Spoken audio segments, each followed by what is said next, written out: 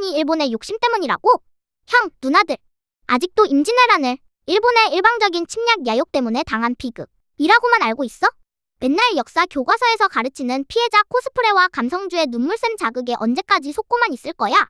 역사의 낭만과 눈물 가면에 가려진 진짜 결과론을 냉정하게 마주해보자고. 당시 조선이 일본의 요구에 유연하게 대처하지 못하고 굳이 평화롭던 전 국토를 지옥 같은 참혹한 전쟁터로 만든 결정적인 원인? 그 중심에는 명나라에 대한 맹목적인 충성심과 적을 야만인이라 개무시했던 근거 없는 선민의식이 있었어. 뻔히 보이는 칼날을 보며 멍 때린 죄. 사실 일본의 한반도 침략은 역사를 조금만 아는 사람이라면 초등학생도 예측할 수 있을 만큼 너무나 명백한 사실이었어. 당시 일본은 100년이 넘는 피비린내 나는 전국시대가 막 끝난 시점이었지. 수십만 명의 칼잡이들이 칼춤을 추며 전쟁터에서 굴러먹던 군사 대국이었다고. 역사적으로 볼 때 이렇게 내부 전쟁이 끝나고 넘쳐나는 무력과 군인들의 에너지는 어디로 향하겠어? 무조건 타국 침략으로 쏟아지게 마련이야. 안 그러면 내부에서 또 반란이 터지니까. 게다가 섬나라인 일본의 입장에서 지금처럼 태평양을 건너 미국이랑 무역을 하던 시대도 아니었잖아. 대륙으로 뻗어나가기 위한 침략의 첫 번째 타겟은 당연히 지정학적으로 조선이 될 수밖에 없다는 건 불을 보듯 뻔한 일이었어. 이건 예측의 영역이 아니라 필연이었어. 일본의 칼날이 우리 목덜미를 향해 오고 있다는 게 온 우주에 광고되고 있었는데 조선은 어떻게 하고 있었는지 알아? 그냥 멍 때리고 있었어. 적이 칼을 갈든 말든 방구석에서 우리 집 아니는 안중에도 없고 눈 가리고 아웅만 하고 있었던 거야. 본론 1. 우리 큰형님 길은 못 내준다는 꼬붕 정신. 그렇게 멍 때리다가 닥친 현실에서 일본이 요구한 조건은 딱 하나였어. 명나라 치러 갈 테니 길 좀 빌려줘. 일명 가도인명이지. 물론 일본이 핑계를 대는 걸 수도 있고 진짜 속셈은 조선을 먹으려는 것일 수도 있었어. 그럼 진짜 외교를 잘하는 스마트한 국가라면 어떻게 대처했어야 할까? 칼을 가고 있는 괴물 같은 놈들이 옆에 있으면 중간에서 명나라와 일본 사이를 밀당하며 시간을 벌거나 협상 테이블에서 실리를 챙기거나 방어 태세를 갖출 골든타임이라도 벌었어야 정상이지. 근데 조선의 대답은 어땠는 줄 알아? 부모 같은 명나라를 치러 가는데 자식인 우리가 어떻게 길을 터주냐. 대화와 외교적 카드 자체를 전면 거부해버려. 이건 국가의 안위를 생각하는 전략이 아니라 거의 종교적 광신에 가까웠어. 내 집구석이 불타 없어지고 내 백성이 칼에 맞아 죽어도 우리 큰형님 명나라에 대한 의리만 지키면 된다는 황당한 꼬붕 정신. 이 유교적 망상과 외교적 무능이 결국 전 국토를 전쟁의 구렁텅이로 밀어 넣은 트리거가 된 거야. 본론 2. 신발도 안 신는 외놈들. 선민의식에 찌든 인종차별 조선이 이렇게 대책 없이 배짱을 부린 밑바닥에는 일본을 그저 해적질이나 하는 미개한 야만인, 즉 왜구라 부르며 아래로 깔보았던 지독한 오만함이 깔려 있었어. 스스로를 소중화, 즉 작은 중국이라 믿었던 조선의 선비들은 일본을 글자도 모르는 오랑캐 섬나라로 취급하며 철저하게 무시했지. 정작 그 시각 일본은 어땠을까? 수십 년간 피 튀기는 전국시대를 거치며 무기체계와 전술을 극한으로 끌어올린 조총으로 무장한 아시아 최강의 전쟁 전문가들이었어. 상대가 핵폭탄급 화력을 키우고 있는데 조선의 선비들은 방구석에 앉아 공자 가라사대만 읊조리며 근본 없는 놈들이 감히? 라며 혀만 차고 있었던 거야.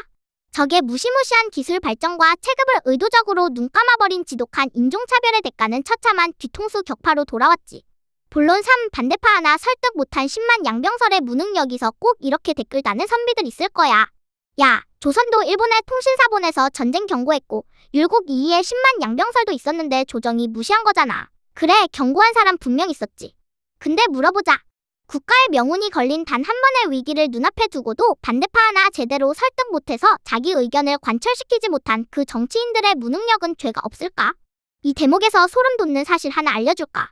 450년 전 조선 조정의 추악한 밥그릇 싸움은 신기하게도 지금 대한민국의 정치판과 완벽한 평행이론을 달려 나라 밖에선 나라가 망하네만에 하는 초유의 위기가 닥쳐오고 있는데 내부에서는 동인이 맞네, 서인이 맞네 하면서 상대방 흠집내기와 평가르기에만 목숨을 걸고 있었던 거야.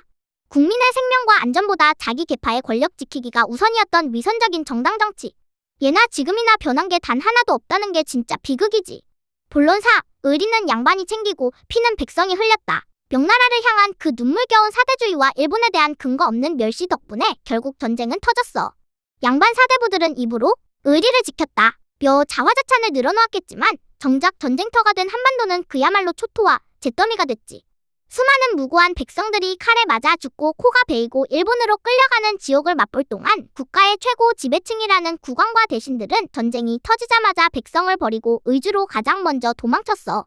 그것도 모자라 명나라로 망명할 궁리만 짜내고 있었지. 과연 그들이 목숨처럼 부르짖던 명나라를 향한 맹목적인 의리가 굶어 죽고 사지가 찢기던 백성들의 목숨보다 단 1g이라도 더 가치 있었을까? 전쟁이 끝난 후에도 그들은 반성은커녕 명나라가 구해준 덕분 천조의 은혜 이라며 자신들의 무능을 은폐하고 지배체제를 더 단단히 묶었어. 이보다 더 추악한 위선이 어딨냐고. 최종 엔딩. 소름 돋는 질문 던지기. 임진왜란은 단순히 일본의 야욕만이 만든 게 아니야. 상대를 외놈이라 무시하며 대국의 꼬북 노릇에만 취해 있던 조선의 사대주의적 고집이 콜라보로 만들어낸 대참사지. 우리는 이순신 장군의 위대한 승리에 취해 환호하기 전에 냉정하게 질문을 던져야 해. 그리고 마지막으로 지금을 살아가는 우리 스스로에게도 뼈아픈 질문을 던져봐야 합니다.